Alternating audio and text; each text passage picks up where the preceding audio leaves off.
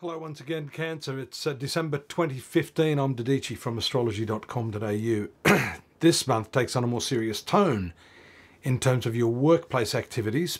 Saturn's still transiting there and will be for a while, but we've just seen the very close conjunction of the Sun with Saturn, Mercury there as well, and on the 12th, a new moon occurring in this area too. So a whole lot of thought and focus should be there on this part of your life. Now, this sixth house of the horoscope actually regulates such things as health, debts, enemies, and also disease, that type of thing. So all of these areas come under the rulership of this particular house. And having Saturn, Sun and Mercury there means that a lot of focus will be there, especially with this new moon that occurs.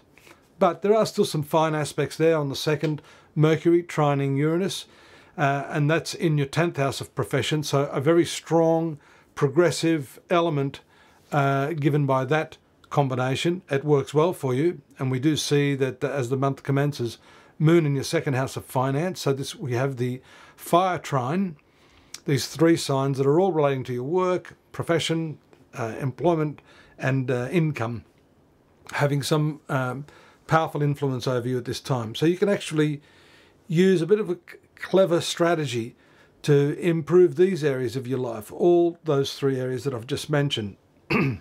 Mercury does, however, on the 4th, move to the square of Jupiter. That's in your 3rd house of communication. So I'd be saying that if you've got all these ideas, it's maybe better to keep it under wraps for a while and not give away too much of this particular information that you have.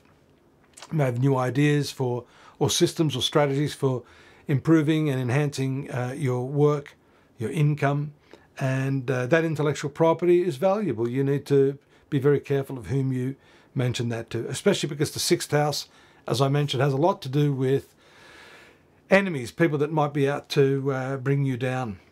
A lovely transit of Venus to the 5th house of romance, love affairs, and all the other stuff that's amorous in nature. That occurs on the 5th, and then of course you've got a square on the 7th with Mars to Pluto, and Pluto's in your 7th house, so the relationship side of things there does get passionate, things hot up, and Mars and Pluto can get very physical as well.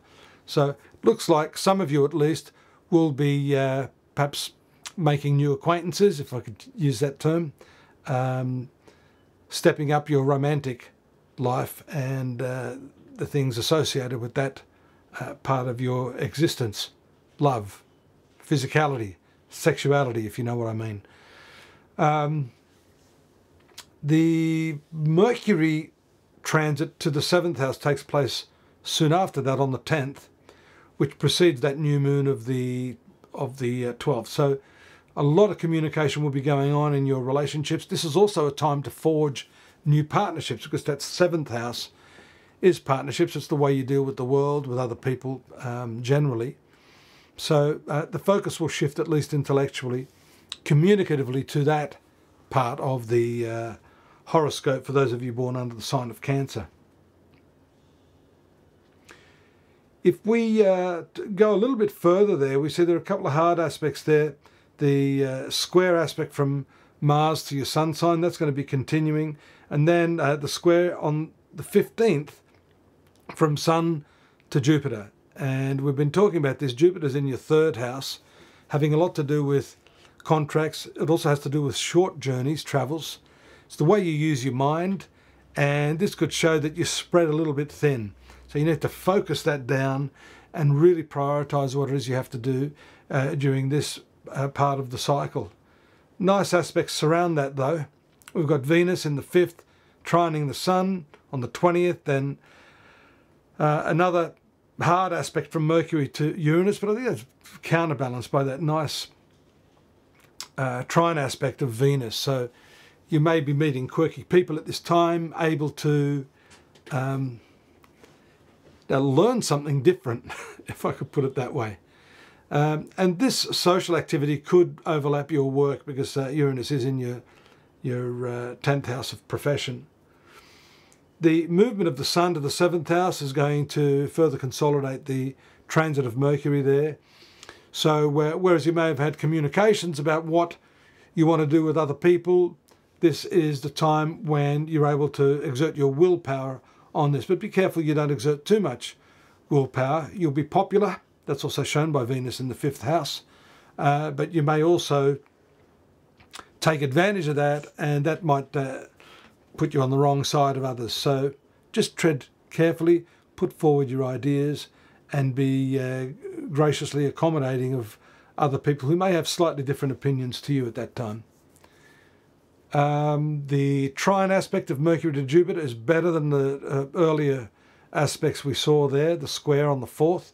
This one here makes it much easier for you to get your ideas across. So if you're looking at advertising campaigns, you've got something to sell, you want to renegotiate contracts, this is an excellent time. Mercury's freely in a good position, but you should do that before the 30th when it moves to the square of Mars, which could cause some squabbles. So if we go back to what I originally said, it means you've got to pay careful attention to what you agree to, or that could come unstuck later in the month.